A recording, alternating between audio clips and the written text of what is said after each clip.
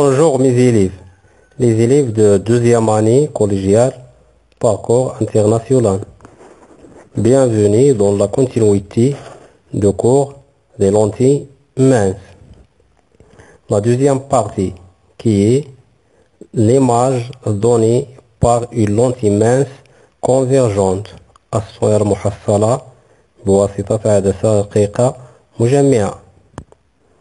Le premier paragraphe, on va parler de les conditions d'obtention d'une image nette. شروط الحصول على صورة واضحة بعدسة مجمعة. Pour déterminer ces conditions, il faut faire une expérience. On utilise les outils suivants. On a une bougie qui joue le rôle d'un objet éclairé.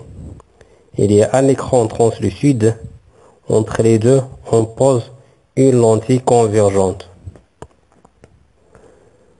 Pour obtenir une image nette d'un objet, dans ce cas bougie, avec une lentille convergente, il faut réaliser les conditions suivantes. Comme vous voyez dans cette image, si on allume la bougie, on voit dans l'écran l'image de la bougie. Pour trouver cette image, il faut régler la distance entre la lentille et l'écran. Regardez l'image suivante. La deuxième image. On éloigne la bougie. Regardez l'image sur l'écran est pas la même. Elle est changée. Donc dans ce cas, on a réglé la distance entre la bougie, c'est-à-dire l'objet, et la lentille. Dans le premier cas, on a réglé la distance entre la lentille et l'écran. Dans ce cas, on a réglé la distance entre la bougie et la lentille. Troisième image, on a rapproché la bougie trop de la lentille. Regardez dans l'écran, il n'y a pas l'image dans l'écran. Dans ce cas, on peut voir l'image à partir de la lentille, de côté de l'écran. يمكن ملاحظة الصورة من خلال العدسة من جهة الشاشة. إذا في هذه الحالة لا تتكون على الشاشة. Conclusion. La première condition pour obtenir une image nette, c'est faire la mise au point. C'est quoi la mise au point? الإيضاح، عملية الإيضاح. Il faut régler la distance entre la lentille et l'écran, ou bien entre la lentille et l'objet. C'est ça la première condition. La mise en point.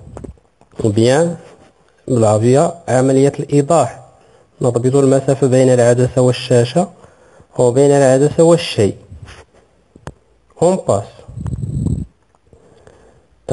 Pour parler de la deuxième condition, on utilise cette image.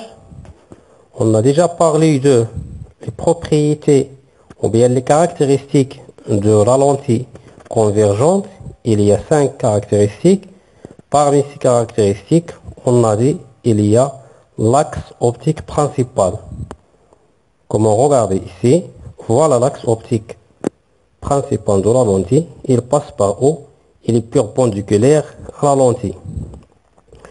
Donc, il faut que l'objet soit perpendiculaire et proche de cet axe pour obtenir l'image nette. C'est la deuxième condition.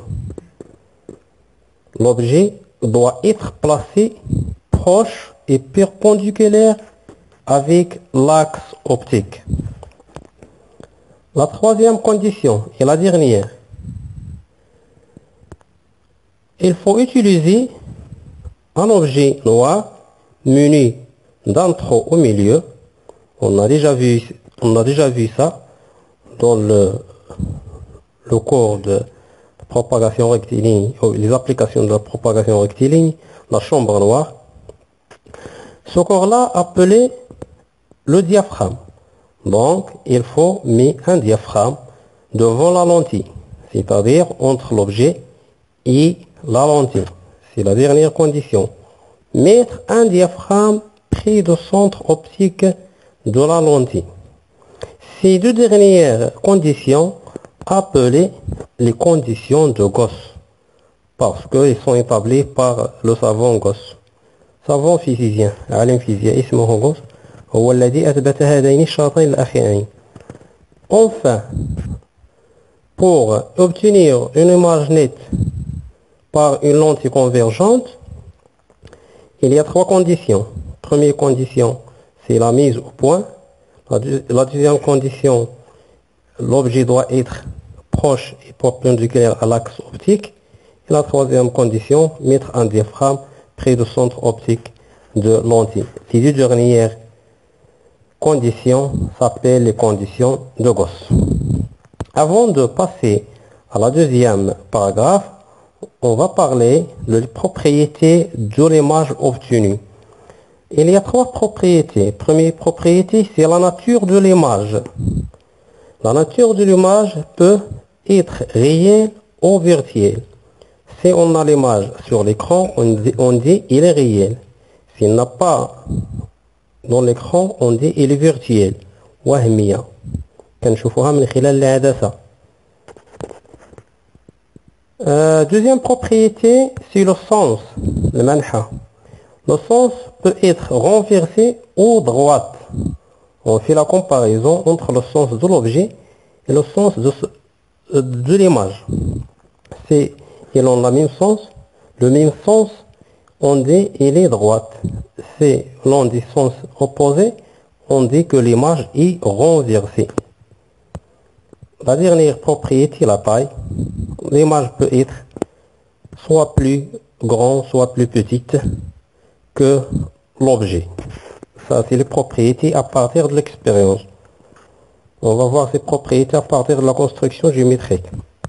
La deuxième paragraphe, c'est la partie théorique. La construction géométrique de l'image d'un objet.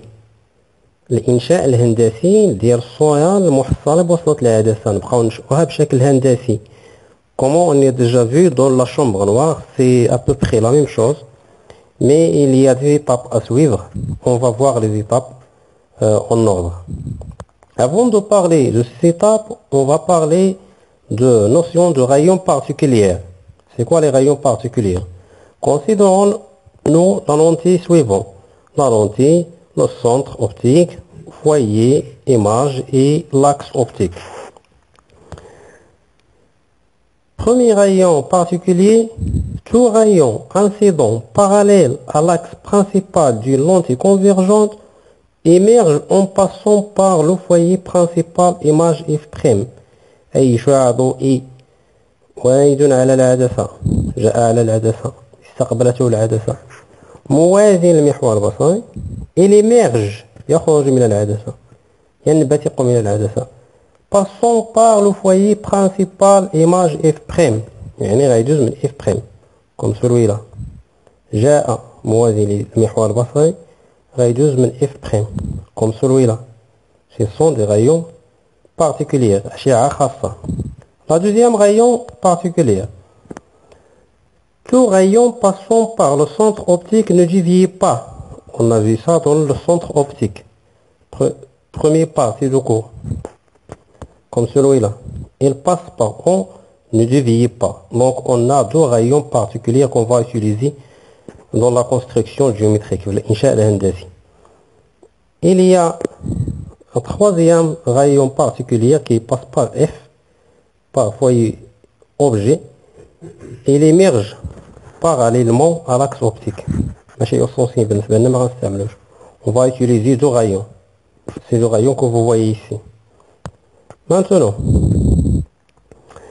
les étapes à suivre pour construire l'image d'un objet. Première étape, on représente la lentille convergente et ses caractéristiques. Centre optique, axe optique, foyer image. يعني أول مرحلة اللي غدير الإنشاء الهندسي هي كترسم العدسة والعناصر ديالها اللي يمكن نرسموها اللي هي ثلاثة العناصر السونتر et l'axe le foyer image. Voilà la lentille, voilà le centre O, voilà l'axe optique principal qui passe par O et perpendiculaire à la lentille. Et enfin, voilà F' foyer image. Première étape. Mais il faut choisir une distance déterminée. OF', comme vous voyez ici, on choisit OF' est égal à 1,5 cm parce que il n'a pas arbitraire. Chaque lentille caractérisée par sa distance focale. On passe. Deuxième étape. On modélise l'objet par une flèche AB perpendiculaire à l'axe optique en A, au point A. C'est-à-dire l'objet, on a vu dans l'expérience Lavoisier, ou bien doit être à lettre F, ou bien P, etc. On modélise l'objet par une flèche. Qui marque l'objet qui est AB. Une flèche qui est perpendiculaire à l'axe optique, comme vous voyez ici. Mais la même chose ici, il faut déterminer les mesures. On a deux mesures. La distance entre l'objet et la lentille et la longueur ou bien la taille de l'objet. Et voilà les mesures qu'on va choisir. OA, qui représente la distance entre la lentille et l'objet, est égal à 4 cm. Et aussi, AB est égal à 1 cm, c'est-à-dire la longueur de l'objet. La troisième étape, il faut construire les deux rayons particuliers issus du point objet B. Le premier passant par le centre O. Voilà. من B راجل O. ما ناخذوش كلشي النقاط ديال الشيء AB ديال l'objet AB. غناخذو غير l'extrémité اللي هي B. Et le deuxième parallèle à l'axe optique. Voilà. À partir de B vers la lentille, il est parallèle à l'axe optique. On a vu que tout rayon passant par O, il passe, ne dévie pas. Donc comme celui-là. Tout rayon parallèle à l'axe optique, il passe par F'. Après, l'intersection de ces deux rayons dans le point B', l'image de B, après la lentille, ces deux rayons, il y a une intersection. Hein? L'intersection, c'est le point B', sur l'image de B, parce que ces rayons, ils sont issus par B, donc ils forment l'image de B. J'aime B et ma réaction soit de B. Donc voilà B', l'image de point B. La dernière étape. L'image de point objet A est alors le point image A'. C'est-à-dire A et A'. Comment on obtient A'? Polarité orthogonale de B' sur l'axe optique. إسقاط العمودي ديال B' على المحور البصري. بحال هذا الشكل. كنديرو الإسقاط. On obtient A'B'. هذا A'B' et l'image de l'objet AB. حصلنا على صورة A'B' ديال شيء AB. Et voilà, c'est la dernière étape. On obtient A'B', l'image de l'objet AB. Les propriétés de cette image, de l'image A'B'. Première propriété, la nature. Elle est réelle. Dans la construction géométrique, si vous trouvez l'image dans un côté et l'objet d'autre côté, on dit que l'image est réelle. إلا لقيتو الصورة والشيء في جهتين مختلفتين بالنسبة للعدسة كنقولو réel. Mais si on trouve l'image et l'objet dans le même côté, on dit qu'il est virtuel. إلا لقيناهم بجوجهم في واحد الجهة كنقولو virtuel. La construction géométrique. Le sens, on voit ici que AB vers le haut et l'image vers le bas. Donc il est renversé. Si on trouve que l'objet et l'image ont le même sens, on dit qu'il est droite. إلا لقينا AB الفوق وحتى الصورة الفوق كنقولوا il est droite. ولا AB لتحت والصورة لتحت كنقولوا il est droite. Mais إلا كانوا معاكسين, on dit que le sens de l'image est renversé. Enfin, la taille. On compare la taille de A'B' avec AB. Dans ce cas, on trouve que l'image plus petite que l'objet.